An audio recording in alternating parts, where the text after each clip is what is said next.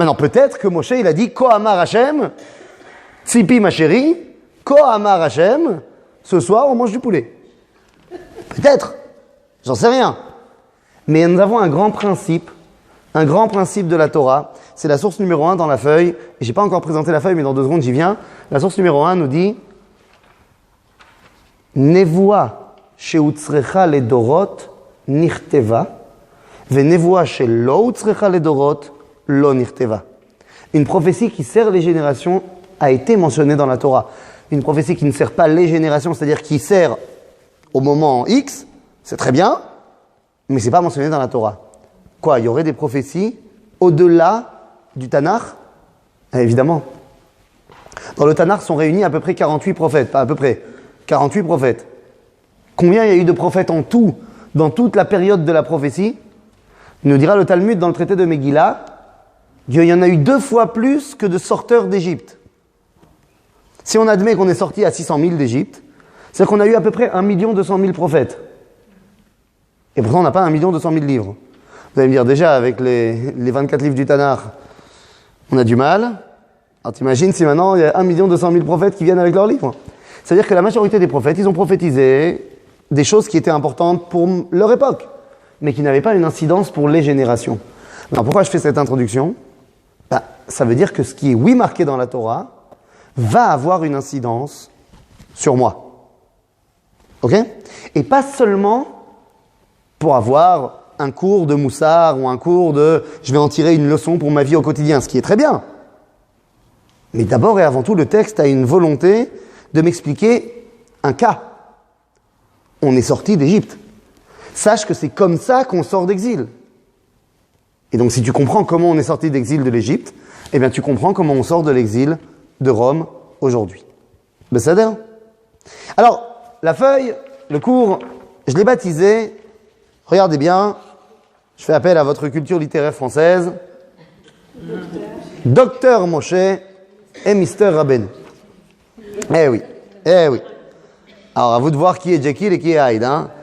Mais parce que vous avez mis à côté Moshe et Rabbeinu.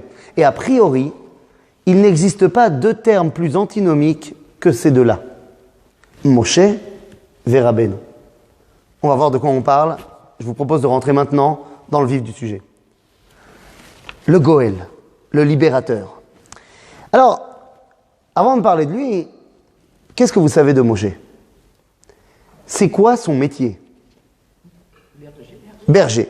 Ça, c'est quand il était en formation, en stage. Après, il a eu 2 métiers. Ouais, alors ça, c'est pas son métier. Ça, c'est là où il a fait ses études. Il a fait Sciences Po là-bas en Égypte, tout va bien. Il est devenu prince d'Égypte, on a vu le film, tout est bien. Après, il a fait un stage chez Yitro, mais il arrive, maintenant, une fois qu'il est en place, il a 2 boulots.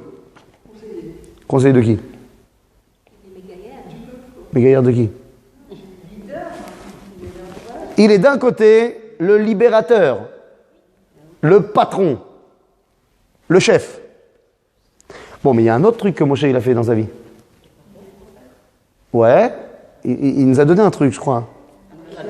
Ah, il nous a donné la Torah. Il paraît, Nachon. Il a fait le lien, il nous a donné la Torah.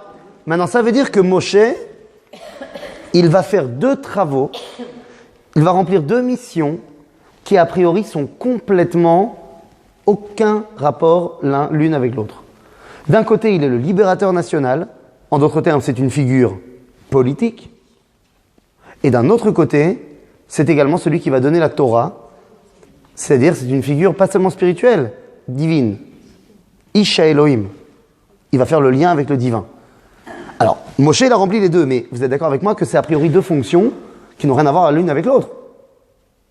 On est d'accord là-dessus? Pardon? Non, vous n'êtes pas d'accord? Pourquoi? Pourquoi ce serait complètement dissocié? Alors, vous dites, c'est parce qu'il avait une fonction divine qu'il a pu se permettre d'être le Melech. Pourtant, moi j'ai vu, et dans le peuple juif et ailleurs, que très souvent, il y avait des gens qui étaient les chefs politiques et qui n'avaient rien à voir avec le divin. Mais c'est de ça qu'on parle. Non, je sais bien que c'était pas Moshe. Je dis juste que la fonction de chef politique et la fonction de chef spirituel ne sont pas forcément reliées. Pas forcément. Alors, vous dites, elles devraient l'être. La preuve en est que dans le reste du monde, et même dans le peuple juif, ça a rarement été le cas. David Ameler, c'est le chef politique. C'est pas le chef du Sanhédrin.